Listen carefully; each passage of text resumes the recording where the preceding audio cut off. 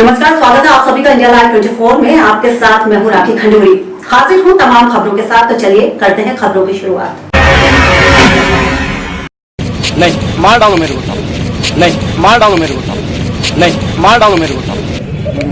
ये अभी फिर FIR करके मेरे को घर भेजेंगे, घर में गुंडे लेके आएंगे, फिर मारेंगे मेरे को। मैं बोल रहा था मेरे को थाने में रहने तो इनके सामने धमकी देके गए है ना, सब वीडियो में रिकॉर्ड है। अब अभी यहाँ सड़क में आके धमकी देके जा रहे हो। सत्ता जब बेलगाम हो, अफसरशाही निरंकुश हो जाए तो अंजाम कुछ ऐसा ही होता है, जिसमें लोकतंत्र को बचाने वालों को ही खुद की जिंदगी की भीख मांगनी पड़ती है। ऐसे में आम आदमी की क्या बिसात, वो सिर्फ तमाशबिन बनकर सत्ता की धौंस पर सहमा सा अपनी औकात तोल रहा होता है। घटना छत्तीसगढ़ के कांकेर की है, जहां एक वरिष्ठ पत्रकार कमल शुक्ला को सत्ता के खिलाफ आवाज उठाना इतना भारी पड़ गया कि जान पर बनाई।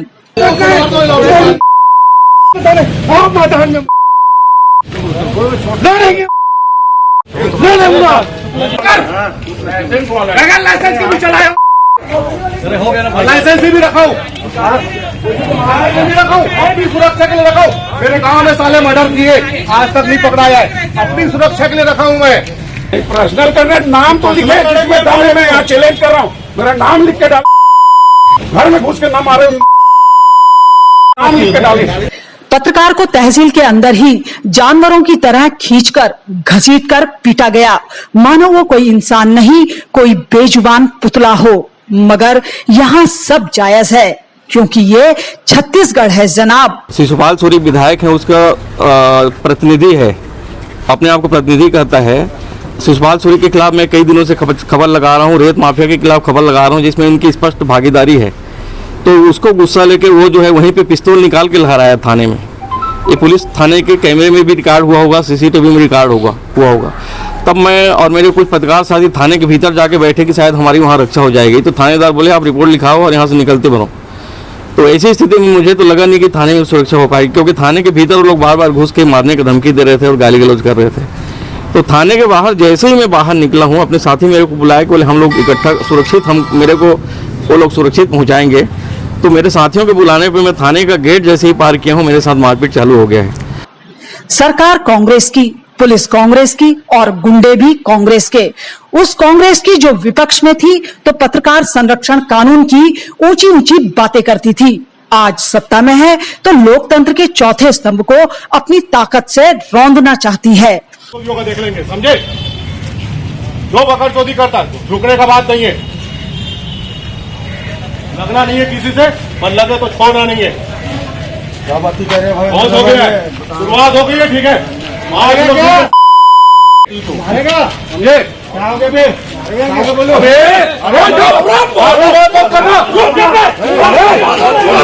बोलो, क्या बात करता तू?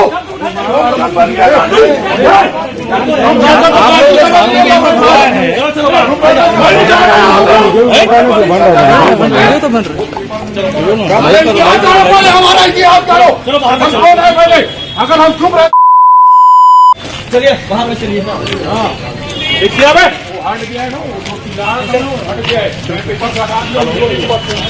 गृह मंत्री ताम्रध्वज साहू इस बात को लेकर खुश हैं कि FIR तो हुई, घटना होती है तो दोषियों को पनिश करेंगे। घर में बैठने के बाद FIR नहीं। देखिए, थाना हमारा कोरोना बंद है, वहाँ हमारे 12-13 लोग पॉजिटिव निकले हैं।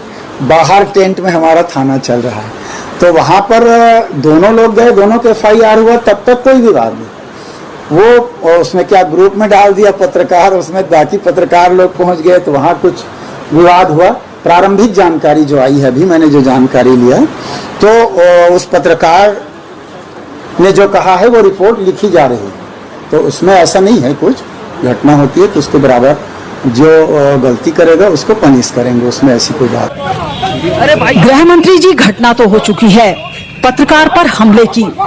अब तो आप सिर्फ बड़ी दुर्घटना का इंतजार कर रहे हैं, क्योंकि भीड़ के हाथों बड़ी घटना होने में बहुत वक्त नहीं लगता, और जब भीड़ में सरकारी गुंडे हों तो सबूत मिलना भी मुश्किल हो जाएगा। इसलिए इसी हमले पर संज्ञान लिया जाए तो शायद बड़ी अनहोनी को टाला जा सकता है, क्योंकि घायल पत्रकार की माने तो तहसील में एक आदमी खुलेआम रिवॉल्वर लहरा रहा था। खुलेआम पिस्तौल लेके एक आदमी थाने में घुसा हुआ है। आप सारे पत्रकार साथियों ने देखा होगा, वो पिस्तौल निकाल के बार बार दिखा रहा था और लहरा रहा था। तो ये स्थिति हो गई कांकेर की और पूरे प्रदेश की, और भूपेश बघेल का राज्य है। तो मुझे ज़्यादा उम्मीद नहीं है, मगर फिर भी मैं अपने पत्रकार साथियों पर भरोसा करता हूँ। हम लड़ाई लड़ेंगे और जीतेंगे। अब मुझे मरने का डर नहीं है। उन गुंडों को मैं इस संदेश दे दीजिए कि वो और आए मेरे को, और इस बार लात घूसों से नहीं, छोटे मोटे हथियार से नहीं। मेरे सिर में कुछ हथियार से मारा गया है, मगर छोटे मोटे हथियार ना लाए, वो लोग बड़ा हथियार लाए। इस तरह से गुंडागर्दी, अब थोड़ा स्तर खराब हो रहा है तुम लोगों का। कांकेर वाले इतने गंदे गुंडे हैं करके बाहर के लोग हंसेंगे। पिस्तौल चलाओ। अगर ये सच है तो फिर कैसे आम आदमी जुल्म के खिलाफ तहसील में जाने की हिम्मत जुटा पाएगा? क्योंकि ये हश्र तो उस पत्रकार का हुआ है जो बस्तर से लेकर माओवादी बहुल इलाकों में जुल्म के खिलाफ सालों से आवाज उठाता रहा है। वो अपनी कलम पर तो भरोसा करता है, मगर गृह मंत्री के आश्वासन से आश्वस्त नहीं होता। आखिर कुछ तो वजह होगी। सरकार ने धोखा दिया। आज 2 साल बीतने जा रहे हैं। रुचि गर्ग और विनोद वर्मा जैसे पत्रकारों को हमने वहाँ सरकार है करके हम भरोसे में रहे, मगर आज 2 साल सरकार के बीत गए हैं। बाकी 3 साल में उस पत्रकार सुरक्षा कानून देंगे भी। उसके पहले इस 2 साल में उन्होंने 5 साल में भारतीय जनता पार्टी ने पत्रकारों को जितना जेल भेजा था, उससे ज़्यादा उन्होंने 2 साल में भेज दिया है।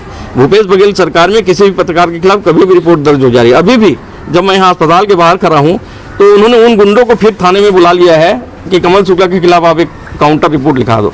तो काउंटर रिपोर्ट लिखा के इस तरह से आप गुंडागर्दी को प्रोत्साहन दे रहे हो।